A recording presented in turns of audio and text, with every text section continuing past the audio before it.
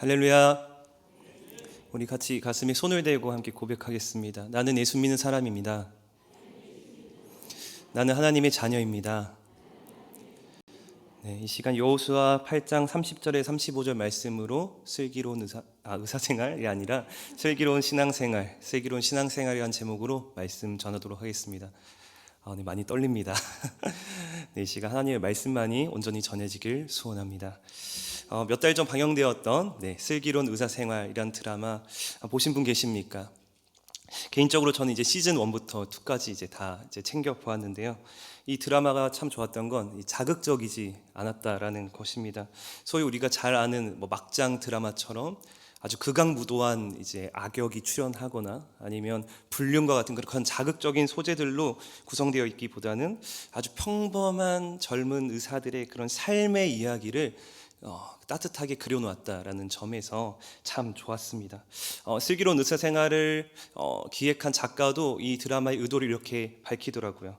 메디컬이라고 쓰고 라이프라고 읽는 슬기로운 의사생활은 우리네 평범한 삶의 이야기다.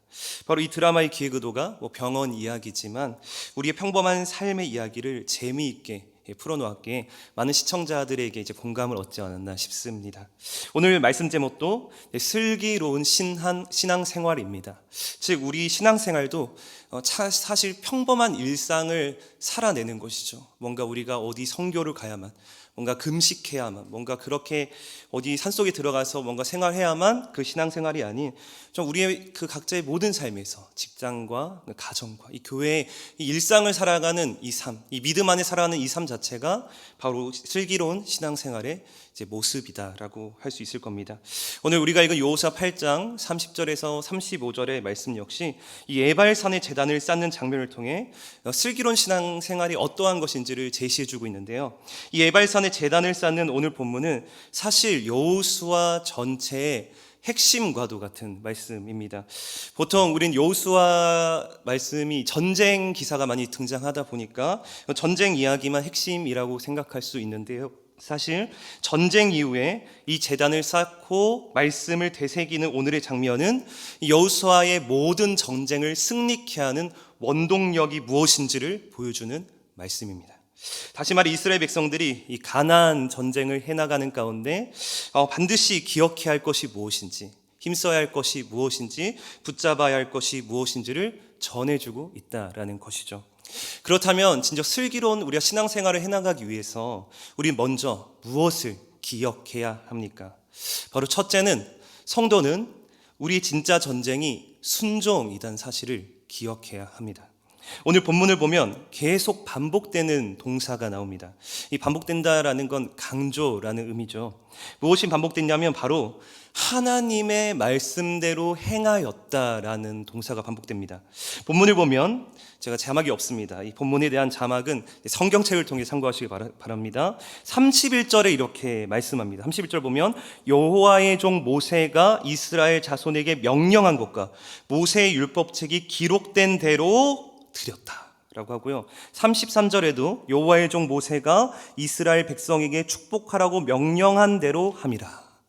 34절에도 여호수아가 율법책에 기록된 모든 것대로 마지막에 보면 모든 말씀을 낭독했다라고 합니다. 바로 여호수아는 하나님이 말씀하신 율법 그대로 순종하여 제단을 쌓고 예배를 드리고 있습니다. 중요한 건 지금 여호수아가 어떤 상황 가운데 순종하는가입니다. 지금 어떤 상황이냐면 전시 상황이에요. 전쟁이 한창 진행되는 가운데 순종한다라는 겁니다. 30절에 보면 그때라고 시작하는데요. 여기서의 그때에는 바로 아이성 전투가 이제 승리해서 끝난 시점입니다. 즉 현재 이런 상황인 거예요. 이미 전쟁이 진행 중이고 아이성 전투가 이제 승리를 거두었기에 이제 이 승리를 거둔 기세를 가지고 이제 더 전진하면 더 많은 승리를 얻을 수 있는 그런 상황인 것입니다. 더 많은 가나안 땅을 정복할 수 있는 그런 상황인 것이죠. 무엇보다 전쟁 중에는 병사들이 이 싸움에만 집중해야 되기 때문에 다른 모든 부수적인 것들이 보류되거나 취소되거나 축소되는 경우가 대부분입니다. 그렇다면 한번 생각해 보십시오. 한창 전쟁 중인 지금 갑자기 에발산까지 와서 이 32km 떨어진 에발산까지 와서 제단을 쌓고 예배를 드린다. 과연 합리적인 선택일까요? 이렇든 저렇든 이스라엘은 가나안 땅을 정복하는 게 목적인 것인데, 이런 전시 상황 가운데 이런 텐션을 놓치고 제단을 쌓는다는 게 과연 그들이 처한 현실에 합당하냐라는 것입니다. 그런데 오늘 여호수아는 이런 현실 앞에서도 이것을 알고 있었던 것입니다. 뭐냐면 그의 진짜 전쟁은, 진짜 싸움은 겉으로 보이는 이 전쟁이 아닌 어떠한 가운데서도 하나님의 말씀대로 순종하는 것, 어떠한 상황에서도 이 말씀을 잊지 않고 이 말씀 그대로 행하여 나아가는 이 전쟁이 진짜 전쟁이다라는 것을 알았던 것이죠. 그래서 여호수아 1장에서도 보면 여호수아에게 하나님께서 처음 말씀하셨던 것이 무엇입니까? 너는 이 전쟁을 위해서 전략을 세워라, 병사를 훈련해라, 무기를 모아라가 아니에요. 순종입니다. 우리 여호수아 1장 8절 말씀, 이 말씀 우리 함께 한 목소리로 읽도록 하겠습니다. 이 율법책을 내 입에서 떠나지 말게 하며 주야로 그것을 묵상하여 그 안에 기록된 대로 다 지켜 행하라. 그리하면 내 길이 평탄하게 될 것이며 내가 형통하리라. 아멘. 여러분, 이 말씀의 의미가 뭡니까? 이 전쟁의 핵심, 이제 네가 앞으로 해야 할 이 전쟁의 핵심은 너가 뭔가 능력을 다 갖춰서, 군사를 갖춰서 이길 수 있는 그 전쟁, 그게 핵심이 아니라는 겁니다. 이 전쟁은 결국 내가 하겠다, 하나님이 하시겠다라는 거예요. 하나님이 주도하셔서 승리케 하시겠다라는 겁니다. 그런데 너희는 그 과정 가운데 무슨 전쟁을 하는 것입니까? 이 율법책을 내 입에서 떠나지 말게 하며 주야로 그것을 묵상하여 그 안에 기록된 대로 다 지켜 행하는 이 전쟁, 이 순종의 전쟁을 치러야 한다라는 것입니다. 바로 오늘날 우리에게 있어서도 이 전쟁의 성격은 동일합니다. 우리도 얼마나 분주합니까? 오늘도 얼마나 분주했어요. 주일임에도 불구하고. 또 코로나로 인해서 우리 얼마나 많은 싸움을 해나가고 있습니까? 사는 게 전쟁이죠. 그런데 우리에게 있어서 진짜 싸움은 이 보이는 현실의 싸움이 아니라 하나님의 말씀, 이 가운데서도 이 하나님의 말씀을 따르려고 하지 않고 뭔가 잊어버리려고 하는, 하나님의 말씀을 별거 아닌 것처럼 생각하게 만드는 이런 분위기, 세상적인 분위기, 이런 나의 완고함, 게으름, 또한 현실에 대한 두려움의 싸움, 이것이 순종의 싸움이며 진짜 전쟁이다라는 것입니다.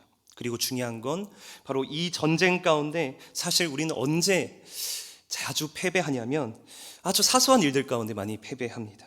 여호수아서에도 보면 이스라엘 백성들은 그 커다란 철옹성 같은 여리고성 전투에는 승리합니다.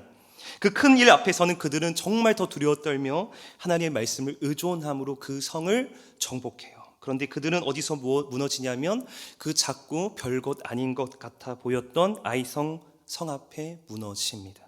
그 쉬워 보였던 아이성 앞에 더 큰 패배와 굴력을 경험하게 됩니다. 그 원인은 단 하나, 하나님의 말씀을 들으려고 하지 않았다라는 겁니다. 우리 역시도 마찬가지지 않습니까? 우리는 어쩌면 큰 전쟁 앞에서는, 큰 문제 앞에서는 하나님께 매달리는 경우가 있어요. 더 말씀에 민감해하고 더 기도하게 되고 뭔가 하나님의 뜻을 찾게 되는 때가 있습니다. 그런데 언제 무너집니까? 그 모든 문제가 끝났던 그때, 그 직후에 무너져요. 뭐 이제는 괜찮다 싶을 때, 이제는 다 됐다라고 싶을 때, 그런 일상 가운데 그때 무너집니다. 우리가 부부싸움을 해도요, 큰 문제 가지고 싸우기보단 어쩌면요 너무 사소하고 작은 말 한마디 때문에 부부싸움을 하게 될 때가 많죠. 저 부끄럽지만 제가 한 번은 집에 갈 때 항상 집안이 괜찮았다가 집안이 안 좋을 때가 있어요. 너무 어지러워 보일 때가 있어요. 아내가 혼자서 독박 육아를 하고 있는데 너무나 어지럽고 막 설거지도 안 돼 있고, 또 그릇에 물을 좀 담가놨으면 좋겠는데 물을 안 담가놔서 막 말라 있고 이러면 그걸 내가 오늘 얼마나 바빴을까, 얼마나 힘들었으면 그랬을까라는 이 생각이 들어야 되는데 오늘 뭐 한 거지? 이거 담가놓을 시간도 없었던 거야 하면서 그때부터 마음이 상하기 시작하고 갑자기 툴툴대기 시작하고 치우면서도 툴툴대고 그런 말 한마디 때문에 싸움이 번지게 되는 경우가 많죠. 여러분, 이게 우리의 모습입니다. 별것 아닌 것에 패배하는 것입니다. 우리가 보는 것들, 듣는 것들, 말 한마디, 이런 것에 패배하는 겁니다. 스마트폰 하나에도 패배할 때가 있지 않습니까? 그런데 그 원인을 보면 뭡니까? 근저를 보면 결국 이 말씀에 뭔가 멀어져 있을 때예요. 이 말씀을 안일하게 생각하고 별것 아닌 것처럼 그냥 지나쳤던, 거기서부터 시작되는 거예요. 그 결과 어마어마한 패배로 이어지게 됩니다. 사랑하는 여러분, 저는 우리 성문교회 모든 성도님들, 우리 성도님들은 사랑하는 여러분은 진짜 전쟁을 해나가길 간절히 소원합니다. 우리가 보이는 현실도 물론 전쟁이지만 성도에게 있어서 진짜 전쟁은 이 말씀을 끝까지 붙드는 것입니다.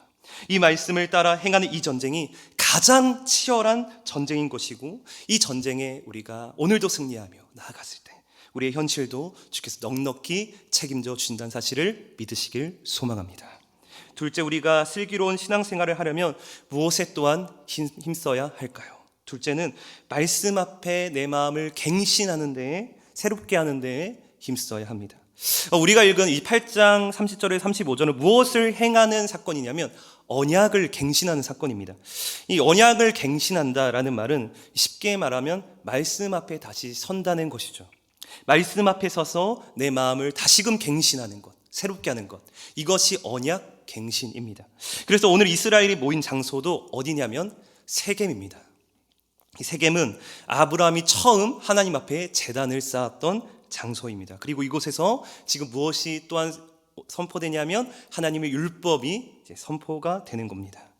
거기다 그들은 가만히 앉아서 이 낭독하는 말씀을 그냥 듣는 것이 아니라 한편의 뮤지컬처럼 이스라엘 백성이 절반은 남쪽의 그리심산 앞에 서고 또 절반은 북쪽의 예발산 앞에 서서 이 말씀을 듣고 아멘 하는 장면이 오늘의 장면인 것입니다. 즉 그들은 이 말씀 앞에 선 거예요. 우리 성문교회 파손 찬양도 이제 말씀 앞에서 너무 은혜로운 이제 찬양인데요. 그처럼 이 말씀을 온 몸과 온 마음으로 받아내는 것입니다. 그리하여 아브라함 때부터 주신 하나님의 약속을 기억함으로 아이성 전투의 패배로 말미암아 흔들렸던 그들의 신앙들, 그 말씀 앞에 넘어지며 수치를 당했던 그들의 연약함이 다시금 약속 안에서 회복되고 약속 안에서 그 마음이 갱신되는, 새로워지는 사건이 오늘 언약 갱신의 사건인 것입니다. 즉 우리는 무엇을 통해 갱신되어야 하는가? 바로 이 말씀을 통해 갱신되어져야 한다는 것입니다. 오늘날로 말하자면 예배죠. 예배. 우리가 주일날 드리는 이 예배, 이 마음을 갱신하는 시간입니다. 새롭게 하는 시간이에요. 그래서 이 코로나로 인해 우리의 마음이 완고해지고 뭔가 무뎌지고 메말라지고 있는 가운데 우리 마음을 다시금 말씀으로 갱신하여 새롭게 하는 그 시간이 예배인 것입니다. 그렇다면 이 말씀 시간에 우리가 무엇을 주목해야 할까요? 바로 30절의 말씀, 30절의 말씀을 한번 본문에 있습니다. 한번 제가 읽겠습니다.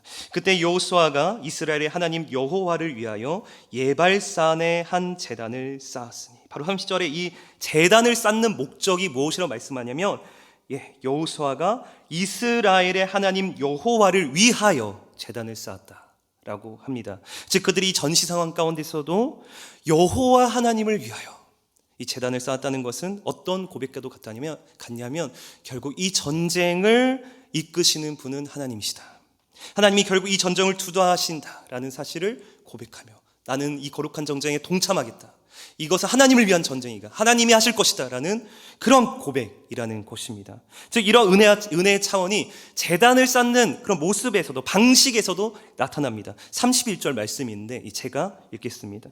여호와의 종 모세가 이스라엘 자손에게 명령한 것과 모세의 율법책에 기록된 대로 새 연장으로 다듬지 아니한 새 돌로 만든 제단이라. 바로 말씀을 보면 바로 그들이 제단을 쌓는데 어떤 방식으로 쌓았냐면 새 연장으로 다듬지 아니한 새 돌로 이 제단을 쌓았다라는 겁니다. 우리가 보통 건축하면 사람의 손으로 다듬어진 벽돌로 건축하지 않습니까? 그런데 하나님은 사람의 손이 전혀 닿지 않은 새 돌로 제단을 쌓아라. 이스라엘의 수고와 그들의 땀이 전혀 관여되지 않은 날것으로 제단을 쌓아라 라고 하십니다. 즉 이 예배라는 것은 결국 무엇을 기념하고 무엇을 찬양하며 기억하는 예배라는 것입니까? 바로 나의 공로가 관여되는 것이 아니라, 나의 공로가 기념되고 내가 격려받는 그런 시간이 아니라, 이 예배는 하나님이 행하신 일만을 기억하며 찬양하며 예배하는 시간이라는 것입니다. 바로 우리 역시 이 예배를 드릴 때 무엇을 가장 기억해야 합니까? 우린 요즘 보통 이 예배를 나의 만족을 채우는 시간이다라고 생각을 합니다. 나의 갈급함, 뭔가 나의 만족을 채우기에 예배가 존재한다라고 생각합니다. 물론 결과적으로 맞아요. 결과적으로 맞지만 핵심은 아니죠. 예배의 핵심은 예배의 대상이신 하나님만을 높이는 것이죠. 그분의 행하신 구원을 찬양하는 것입니다. 그리고 놀라운 건 우리가 그 크신 하나님을 알고 말씀을 통해서 그분을 다시금 바라보고 그분의 광대하심을 높일 때 위로부터 부어지는 놀라운 은혜가 우리의 마음을 충만하게 적시는 것이죠. 우리는 보통 내가 한 것에 대해 뭔가 인정을 받고 격려를 받으면 거기서부터 힘이 날 것이라고 생각을 합니다. 그런데 사실 너무나 신기하게 우리가 신앙생활을 하다 보면 나의 공로와 나의 행위가 인정받을 때, 그것이 인정받을 때 드디어 회복되는 것이 아니라 오히려 내가 아무것도 아닌 존재임을 알게 되었을 때, 오히려 내가 한 것이 정말 아무것도 아님을 알게 되었을 때, 오히려 이 모든 것들이 정말 하나님이 행한 것임을 우리가 인정하는 그때에 오히려 더 큰 회복이 우리 안에 일어남을 보게 되죠. 1960년대 세상을 떠난 시인 김수영 선생님은 어느 날 고궁을 나오면서라는 이 시에서 스스로를 탄식하며 이런 대목을 지었습니다. 모래야 나는 얼만큼 작으냐, 바람아 먼지야 불아 나는 얼만큼 작으냐. 바로 우리가 하나님이 주시는 이 은혜를 회복한다는 건 이런 나의 작음을 인정하는 데서부터 시작되는 것입니다. 죄로 인해 부풀려진 나의 자아가 말씀 앞에 지극히 작아지고 작아져서 하나님의 그 크신 영광 앞에 압도될 때 거기서부터 회복이 시작되는 것입니다. 그리고 이런 부족한 나를 오히려 사용하시고 영광 받으시고 사랑과 자비를 이끌어 가시는 하나님의 그 위대하심을 이 말씀을 통해 다시금 바라보고 우리의 마음이 갱신될 때 우리 안에 참된 회복이 일어나게 될 줄 믿습니다. 그렇다면 마지막으로 슬기로운 신앙생활을 하기 위해 우리는 무엇을 힘써 붙잡아야 합니까? 셋째는 이 축복과 저주의 갈림길 가운데서 우리 하나님의 은혜를 간절히 붙잡아야 합니다. 바로 오늘 말씀을 보면 두 산이 등장하죠. 예발산과 그리심산입니다. 제가 사진을 좀 준비했는데요. 앞에 사진을 보면 숲이 더 울창한 왼쪽에 있는 산이 그리심산이고 민둥산 같은 오른쪽에 있는 산이 예발산입니다. 믿음의 눈으로 보일 줄 알았는데 보였군요. 이런 산입니다. 저기 좀 숲이 울창한 이제 그 산이 그리심산이고 왼쪽에 있는 그리고 오른쪽에 있는 것이 예발산입니다. 하나님은 12지파 이스라엘 족속들을 6지파씩 반으로 나누셔서 이처럼 이 산을 등지게 한 채 그 앞에 좌우에 지금 서게 하시는 것입니다. 그러면서 무엇을 하게 하냐면 율법을 낭독하게 하십니다. 감사합니다. 34절 말씀인데요. 제가 읽겠습니다. 그 후에 여호수아가 율법책에 기록된 모든 것대로 축복과 저주하는 율법의 모든 말씀을 낭독하였으니. 여기서 낭독했다라는 건 소리내어 읽었다라는 겁니다. 바로 하나님의 법이 이스라엘 전체에게 들려진 것이죠. 이방인과 거류민들까지 모두에게 들려졌습니다. 그리고 예발산에 서 있는 6지파에게는 저주의 말씀을 외치게 하셨고 그리심산에 서 있는 6지파에게는 축복의 말씀을 외치게 하셨습니다. 여기서 오해하지 말아야 할 것은 예발산은 저주받은 산이고 그리심산은 축복받은 산이라는 말이 아닙니다. 바로 하나님의 말씀은 축복에 관한 말씀도 있고 저주에 관한 말씀도 있다라는 거예요. 즉 여기서의 저주와 축복은 무엇을 기준으로 하고 있냐면 하나님의 말씀입니다. 하나님의 말씀을 듣고 순종하는 자는 복을 누리게 될 것이고 하나님의 말씀을 듣지 않고 불순종한 자는 저주를 받게 될 것이다 라는 것이죠. 사랑하는 여러분, 이 축복과 저주의 말씀을 그 당시 이스라엘 백성들이 들었을 때, 그들이 낭독했을 때 그들은 무엇을 느꼈을까요? 그저 단순히 앉아서 대충 그냥 들은 게 아니라 외친 게 아니라 몸소 움직여서 산 앞에 서서 그 율법을 그 말씀을 진중하게 받아들였을 그때 그들은 무엇을 느꼈을까요? 오늘 예발산에서 율법을 낭독한 이 말씀은 어디서 등장하냐면 신명기 28장이 처음 등장합니다. 제가 신명기 28장을 읽어보니까 축복에 관한 말씀이 1절에서 14절까지 등장하고요. 저주에 관한 말씀은 15절에서 68절까지. 축복의 말씀도 있지만 저주에 관한 말씀이 더 깁니다.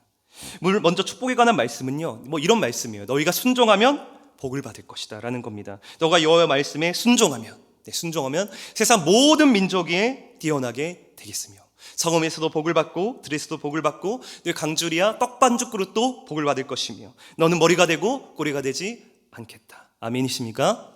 아멘. 이처럼 풍성한 축복의 말씀이 등장합니다. 너무 좋죠. 지금 듣는 것만 해도 아멘 해도 벌써부터 온 것 같아요. 너무 좋습니다. 근데 그 다음 저주의 말씀이 시작됩니다. 바로 너희가 이 말씀에 순종하지 않으면 내가 성읍에서도 저주를 받고 들에서도 저주를 받고 내 광주리와 떡반죽 그릇도 저주를 받고 내가 들어와도 나가도 저주를 받고 너가 헐벗고 줄이고 부족할 때도 여호와가 너를 쳐서 멸하겠다. 아멘이십니까?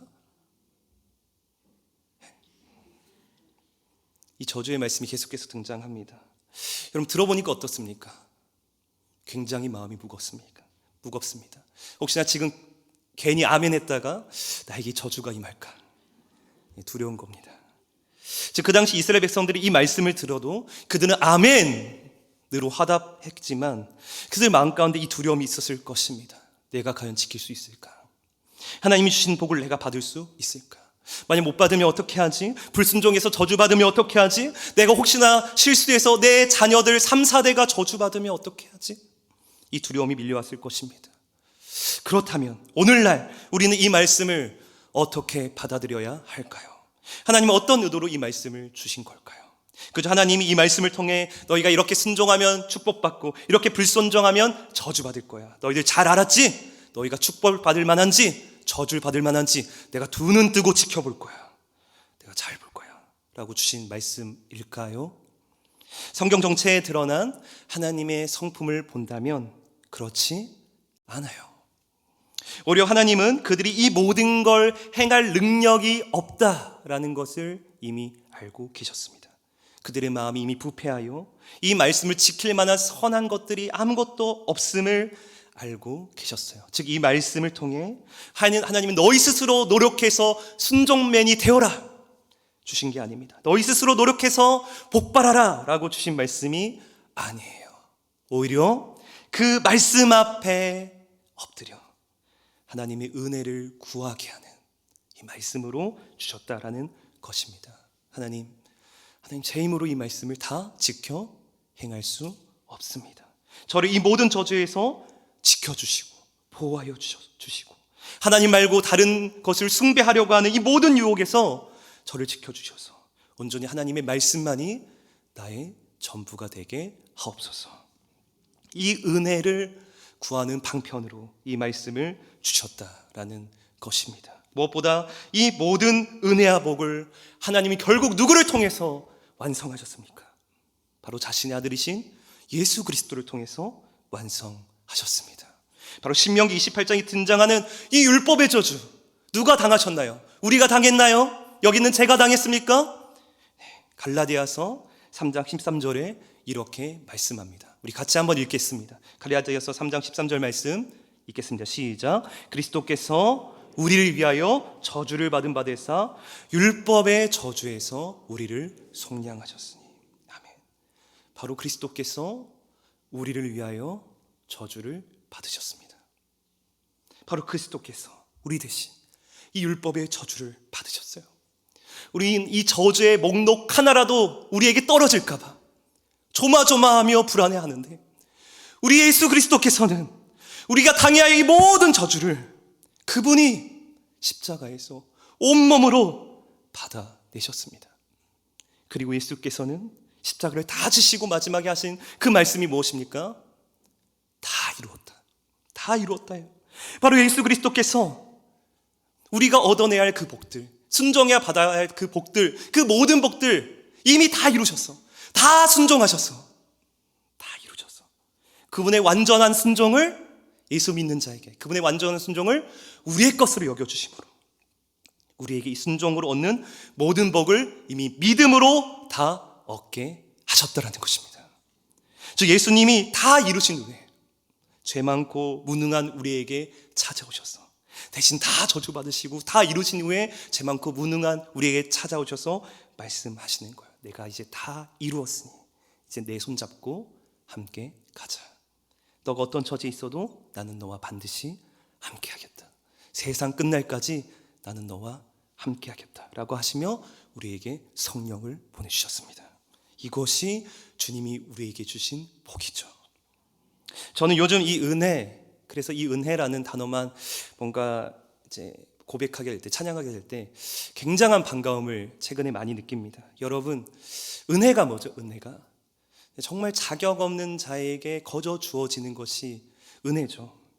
바로 은혜라는 찬양 가사, 금요 기도회 때도 우리가 불렀는데 그 가사에 보면 이런 가사가 나오죠. 내가 하나님의 자녀로 살며. 당연한 것 아니라 은혜였어. 바로 이 은혜는 뭐죠? 오늘도 내가 하나님의 자녀로 살아갈 수 있다는 이 사실이 너무도 당연하게 임하고 있는 은혜죠. 사실은 당연한 게 아닙니다. 우린 이미 하나님 앞에 저주받아 마땅한 자들이죠. 그런데 놀라운 건 뭐예요? 정작 가장 완전하시고 가장 의로우시고 완전하신 하나님께서는 이런 나를 한 번도 자신의 자녀가 아니라고 하신 적이 한 번도 없었다라는 거예요. 한 번도 너는 내 자녀 아니야 라고 하신 적이 없었어요. 너무도 당연하게 우리는 그분 앞에 용납되고 받아들여지는 것입니다. 그분은 지금도 우리와 함께 하시죠. 지금도 우리를 복된 길로 인도하십니다. 내가 그처럼 좌우로 치우치고 있는 그때에도 그분은 한 번도 그 선하신 손길을 놓으신 적이 없으시죠. 오히려 모든 것을 합력하여 선을 이루게 하시는 분이십니다. 만약 우리가 가장 연약할 때, 정말 가장 최악일 때 하나님께서 율법을 탁 내미시면서 율법으로 우리를 대하셨다면 어떻겠습니까? 너가 순종해야지, 너가 잘해야지, 너가 순종 안 하니까 나는 너 저주할 거야, 너 어서 일어나지 못해? 어서 일어나서 빨리 순종해야 너 그래야 복 받지. 이렇게 우리를 대했다면 우린 결코 일어서지 못했을 것입니다. 그런데 하나님께서 무엇을 보게 하십니까? 이 율법이 아닌 이 율법을 다 완성하신 예수 그리스도를 보게 하십니다. 너무 자신감이 없는 이때, 무엇 하나 제대로 정말 하지 못하는 이때, 내세울 것 없는 이때 하나님 앞에 너무나도 절망적인 나의 모습조차도 하나님이 그리스도 안에서 이루신 이 모든 복으로 더 우리를 충만하게 하셔서 충만하게 나와 함께 하신다라는 것을 보게 하신다라는 것입니다. 그래요, 다시금 그 은혜를 보게 하심으로 우리를 순종의 자리로 강하게 이끌어 가십니다. 무엇보다 이 모든 복을 함께 충만히 누리는 공동체가 무엇입니까? 교회예요, 교회. 그러므로 교회는 그리스도로 말미암아 충만할 수밖에 없습니다. 물론 우리가 겪는 이 현실은 너무나도 기루하지만 요즘 교회가 겪는 이 코로나 상황 가운데 교회가 뭔가 더 식어진 것 같고 뭔가 더 모이지 못하는 것 같고 서로가 더 연약해 보일 수 있지만 그럼에도 교회는 충만합니다. 영광스럽습니다. 왜냐하면 여전히 교회의 머리는 우리 주 예수 그리스도이기 때문입니다.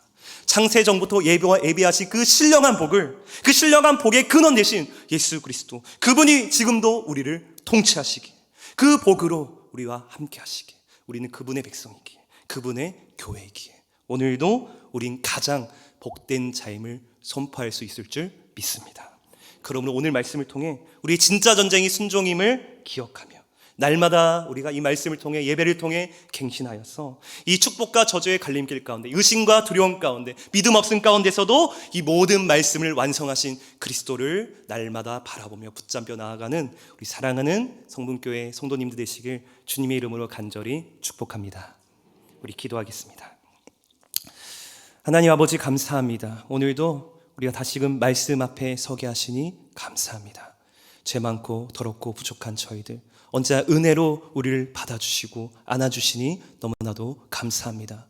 지금까지 우리가 여기까지 온 것이 하나님의 은혜라는 것, 단순히 내가 성공했기 때문에, 내가 더 많은 돈을 벌었기 때문에, 내 문제가 해결되었기 때문이 아니라 지금까지 나를 한 번도 놓지 않으신 하나님, 하나님의 자녀로서 한 번도 정말 나를 내버려 두지 않으시고 나를 인정해 주시고 이끌어 가신 그 하나님의 그 은혜를 진정 고백하며 날마다 주 예수와 동행하며 우리 삶 가운데 하나님을 찬양하는, 주님께 영광 돌리는 복된 삶으로 다시금 나아갈 수 있도록 이번 한 주도 붙잡아 주시옵소서.